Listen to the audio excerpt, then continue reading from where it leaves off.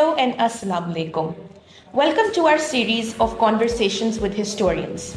In this, the students and the faculty of the Institute of History at Government College University Lahore invite academics to engage with them in a discussion about their published work and ideas. We are very pleased and greatly honored to welcome today's guest, Professor Dr. Dietrich Reetz. And in today's discussion, we will be going over his publication, Alternate Globalities, on the cultures and formats of transnational Muslim networks from South Asia. Before we begin our conversation, I would like to extend our immense gratitude to our esteemed Vice Chancellor, Professor Dr. Asghar Zaidi. He has provided us with a lot of support to improve and refine the discourses of history. Bismillahirrahmanirrahim. It gives me great joy to commence today's talk with Professor Dr. Dietrich Reetz on his published article, Alternate Globalities on the Cultures and Formats of Transnational Muslim Networks from South Asia. We are grateful to Professor Reetz for taking out his precious time for this discussion. He is an Associate Professor of Political Science at Freie University, Berlin. He is also an academic advisor of the World Economic Forum. We at Government College University pride ourselves in inviting senior academics like him from across the world who share their expertise to facilitate the growth of our faculty and students. In this discussion today, Professor Reetz engages with our panelists to explore the global outreach of Islam, particularly its confrontation and response to the West. The evolution of diverse networks to disseminate information and their adaptability to technology will also be explored during this talk. So I'm really grateful. I thank once again to Professor Reetz for his insights and to our viewers who are engaging in this discussion for their own learning. Thank you. Thank you, sir. A big warm welcome to our panel discussion. Before I open the floor for questions and take the conversation further, please allow me to introduce my team. We have Aisha Yusuf and Sara Iftikhar, who are both MPhil scholars. Next, we have Masuma Zafar Beg and Omer Ayub, who are research associates. And myself. My name is Raja, and I am a visiting faculty at the Department of Archive Studies at the Institute of History.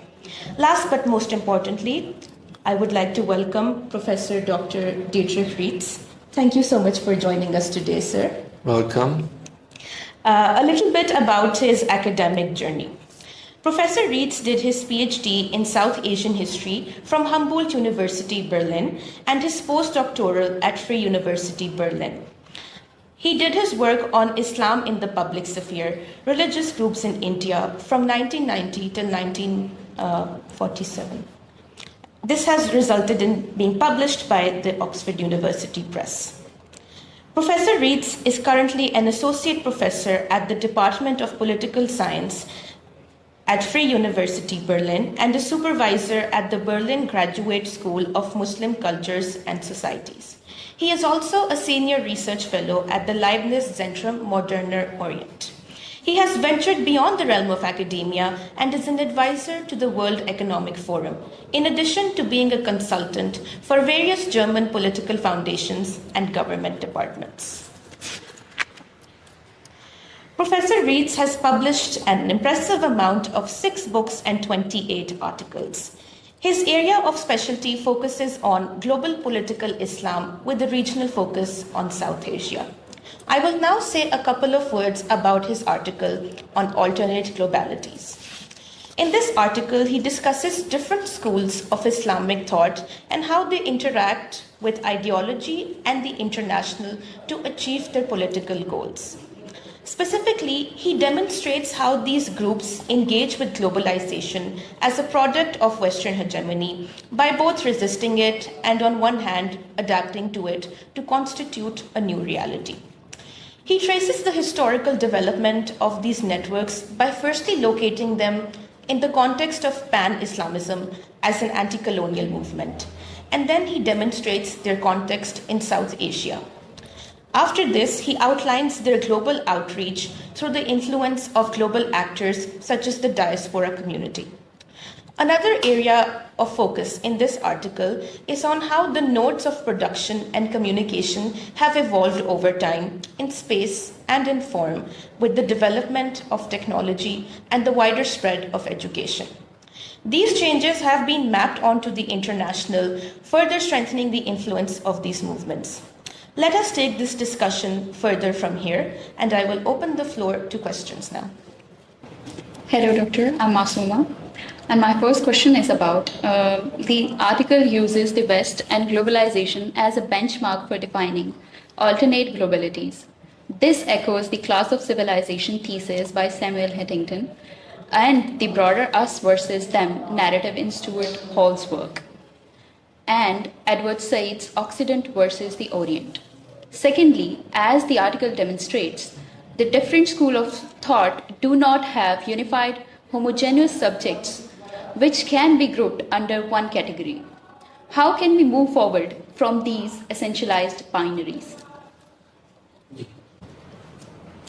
Well, I don't see them as binaries. Actually, the intention is different because globalization in the narrow sense of the word today has started from the financial hubs in the West when space and time were cut down for interaction significantly, and when it was possible to start one action in one place and have an immediate result at the other end, which also was owed due to technical interventions. The globalization understanding from there has in fact been too much focused on the West. So it is actually the opposite that I'm trying to do, to show that globalization has also impulses coming from other parts of the world, from the global south, where there are no financial hubs of the West, and where the Islamic groups have their own intentions that are historically related and are not necessarily directly connected with the economic and financial interaction of the West. And if we want to approach a unified global understanding, and if we want to include the global south into our understanding of globalization, we have to include these perspectives as well. And we have to study and understand these perspectives from their own internal trajectory. And that internal trajectory is also not only one trajectory. There is a religious trajectory, meaning to say that Islam, as one of the Abrahamic religion, has a claim to global influence, to a global understanding of Islam, even well before modernity set in. But at the same time, the interaction of Muslim groups from the global south creates also social and economic networks, because every Muslim is also a social being and having social and economic interaction. And the global extension of the network cannot be reduced to religious interaction, but also has to include the social and also partly the economic and to some extent political and ideological aspects, just as from other parts of the world. Thank you. Very interesting point that you've brought up, which is to decenter the focus from economics and capitalist development and to kind of intersect it with other factors such as culture and ideology and politics. So that stood out for me a lot. And the other thing, to kind of give the indigenous roots a voice in terms of how the movement has been adapted and how they're responding to it rather than just a one-way imposition. We can follow up with the question on that. Here is another question. The spread of Islamic thought has acquired new mediums of technology and dependency on the internet to disseminate their message across the world. While this digital presence has improved accessibility to a great extent, we are also seeing a rise in terms of increased policing and surveillance measures to counter extremism through social media channels.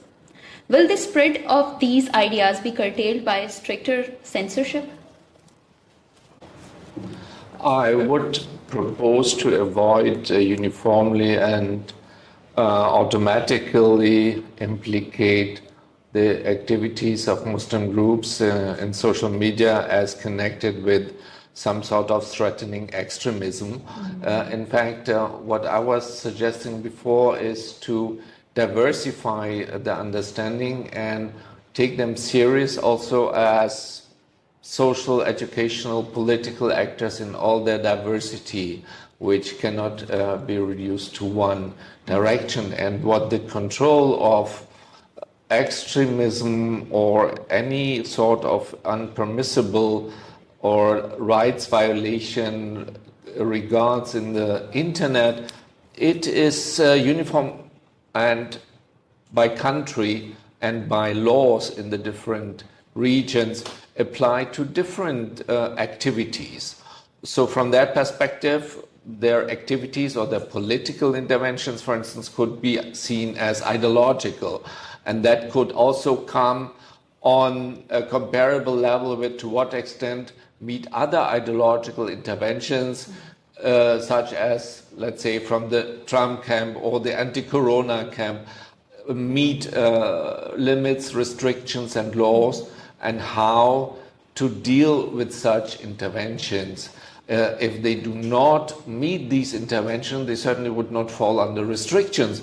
On the contrary, I mean, they have also been behind civil society and grassroots activism, like in various demonstrations in Delhi, for instance, the young girls from Jamaat Islami were the ones who actually started the protest against the changes in the status of the Indian Kashmir. So, I mean, one really has to see them on a level that is comparable with other political and ideological interventions on other ideological platforms or even religious platforms. I mean, if we look, for instance, comparable, there are similar spread networks, let's say, for the global Sikh network, the global Tamil network, even for the global Christian churches, the evangelist churches and their preachers. Even they also cannot, though they are seen critically in some parts of Africa, the evangelist churches cannot be just reduced to one particular mode or type of intervention. In other places, I mean, they are running hospitals, they are running schools, they are doing development assistance. So this has to be carefully differentiated and understood. What are we actually looking at and what is the context? Thank you. Professor Reetz, in your article, you have discussed that the globalization has not led to the homogenization of Islam and Muslim networks. However, in the last 150 years, we have also seen shrines as a space of worship being constantly reformed by different reformist groups in Muslim history. Despite the global widespread networks of Brahmi Islam, to what extent do the younger generation of the diaspora identify and affiliate themselves with the shrine as a concept? This touches on two aspects. One is that globalization, again, cannot be reduced to establishing uniformity, because globalization comes along with localization. Why? Because you cannot have a short and quick global interaction if you're like starting your connection from one place and you're landing in another place, then you have to be able to land there. The local environment has to adapt. So local environments are differentiating to be adaptable and that they can receive the different global interactions simultaneously. Otherwise, they would not even land where they are going to land. So we see along globalization also an increasing differentiation. If only, let's say, on a totally different topic. If you go to Western Europe, to different countries, partly because of migrant cultures, but also partly because of these connectivities, the food offering and culture has become enormously diversified in terms of Chinese food, Indian food, wherever is accepted and is normal nowadays, the diversity has become a normal feature in the course of globalization. And on the other hand, the sort of and the mechanism and modes of globalizing equally apply to the Sufi tariqas, because on the Bareilly Sufi side, I mean, we have two different setups. The Bareilly setup is the so-called organized Sufism, and then we still have the supposedly, allegedly disorganized or spontaneous tariqa or system, and that actually is also organized in itself, because the tariqa is an organization, and if you do research on that, you will find that all these tariqas, they have branches also in different parts of the world. Recently in the UK, a couple of years ago, shrines were opened, and there are a number of madrasas in the UK which are run by Sufi / Bareilly imams, and they have their own service and transparency and also connectivity system built up on that. So no shrine is now mostly a singular shrine. They are very often connected with other locations, and not only in the same region, but also occasionally in faraway region where people living there have created their branches and have also created new shrines. Okay. Very notions, we tend to see them as a one-size-fits-all model. And I think with shrines being specifically unique to South Asia, we can also see how blanket terms, adapt to different situations and different contexts. So thank you for delinking essentialism from the terms we use. Let's move on to the next question. The second question is also related to the diaspora. It's about the diaspora have emerged as political actors within the global spread of ideas, being dependent on them. However, at the same time, the community is quite isolated from the on-ground realities and tend to develop a romanticized notion of the homeland. Will this need for a sense of belonging and to retain the original ideas be further strengthened and trigger a more intense response in the future, even if the ideas themselves adopt to new realities and change their stance?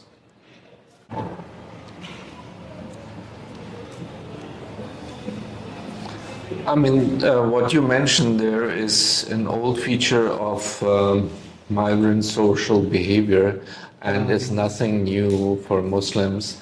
When we go, for instance, to the United States, which is a migrant country with overwhelming migration population, you will find German-speaking groups, Italian-speaking groups, Polish-speaking groups. Chicago is the biggest Polish-speaking city of the world, where they are essentializing some of the features of their former cultural and also religious and also linguistic roots. For instance, when I was traveling in the United States for my research, I came suddenly across local radio stations in German, which I could not understand because they were speaking a dialect that's no longer spoken in Germany, and that the migrants brought to the US in the 18th, early 19th century, and that they have retained as a memorabilia, so to say, of their own roots. So the same as the Italian sort of mafia culture spread out in the US in the way essentializing this sort of connectivity, while at the same time Italy itself was moving to a more modernized state of affairs. So you have these sort of features are very common for migrant populations because they are trying to settle their identity between their cultural roots of origin and the place they're living in. And normally they're having not only one identity, they're having multiple identities, switching between them what they do. Very interesting point about this space of in-betweenness in terms of where they're originally from and where they're living, because even as an international student, I kind of felt the hostility between, say, the people whose parents had migrated there or third culture children versus people who were coming from the place of origin. So we always used to have this notion that they don't belong here or there. So it's a very vacuum sort of situation they have to navigate within in terms of these opposites. Let's take another question.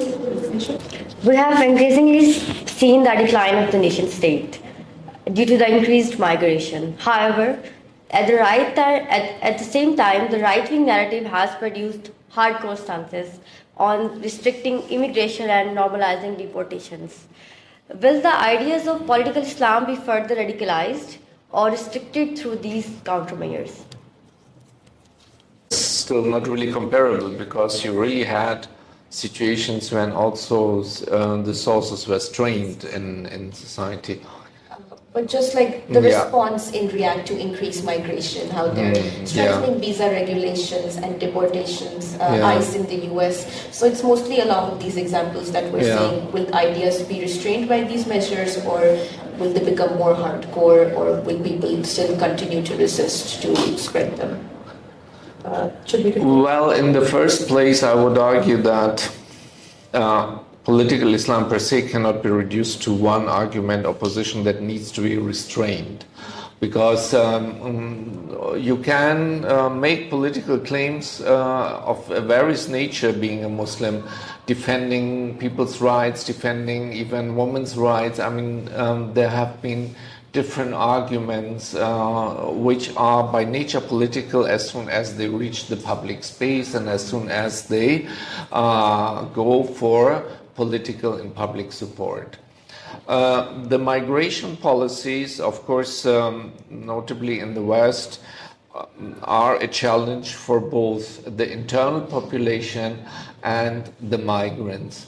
The reason being that on a social level, it is largely the lower social strata which see the migration as a social challenge and a competition which is challenging their social existence, and they feel that the migrants very often do not come because of suffering from oppression or compulsion, but for getting new jobs and extending a larger labor market which ultimately would drive down the salary and would drive down the options for the low income and low education strata of the receiving societies.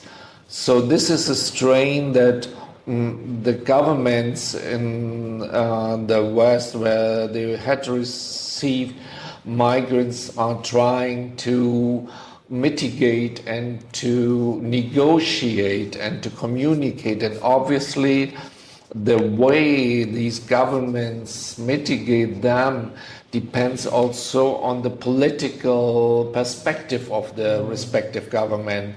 So, but even in the Conservative Party, people like Angela Merkel, for instance, took a point which otherwise would have been more associated with the Green Party or the Social Democratic Party, where she said, no, after all, given the Syria situation, we cannot say no to people fleeing from drama and from life-threatening situations. So this will obviously remain a negotiating process where there will always remain a debate about what are the eligible criteria, to what extent are we talking about integration into a labor market, to what extent we are saving lives of people that are fleeing conditions and circumstances in which they cannot survive. This is a process of negotiation that will no doubt continue. Thank you. Professor, the schools of Islamic thought throughout history have been rooted in a physical, geographical space. Even with the wider movement of pan-Islamism, a lot of cities such as Istanbul, Makkah, and Bukhara were deemed intellectual hubs where scholars met and engaged in discourse.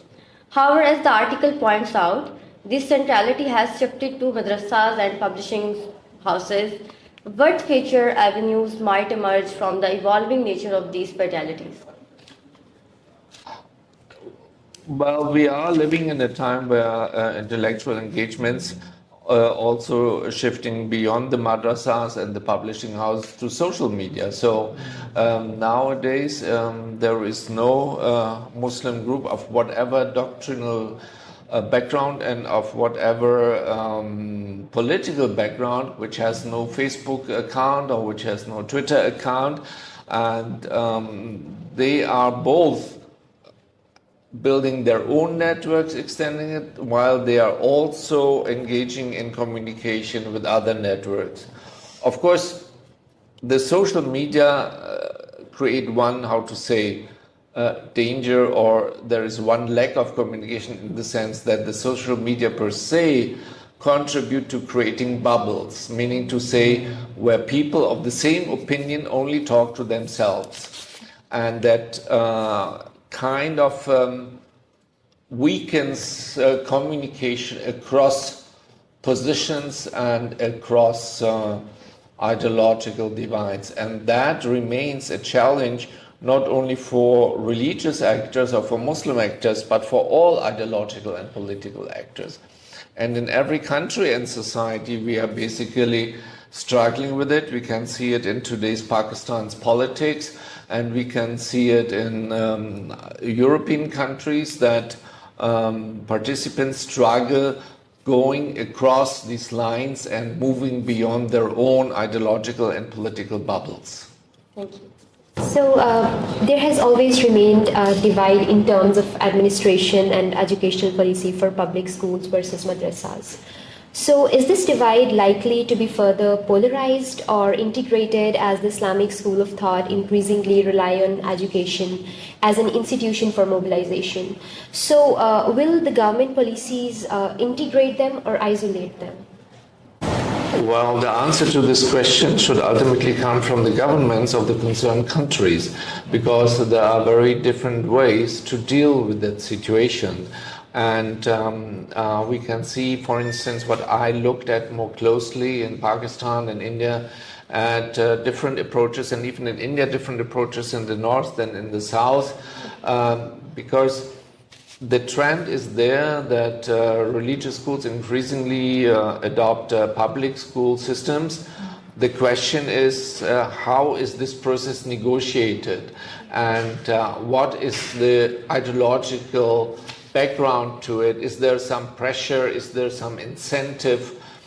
For instance, I have seen in terms of integration and modernization, I think the most promising approaches actually in the South Indian states, in Kerala, for instance, and Tamil Nadu, where the Islamic groups have created religious educational institutions, which at the same time have and are producing a very high level educational standard of public and also technical education, where they are producing graduates that are on a very high level, easily comparable and even higher than comparable with from other public universities, which however has not been followed by the larger territory of North India, where the majority of Muslims in India live, and also not really followed by the institutions in Pakistan.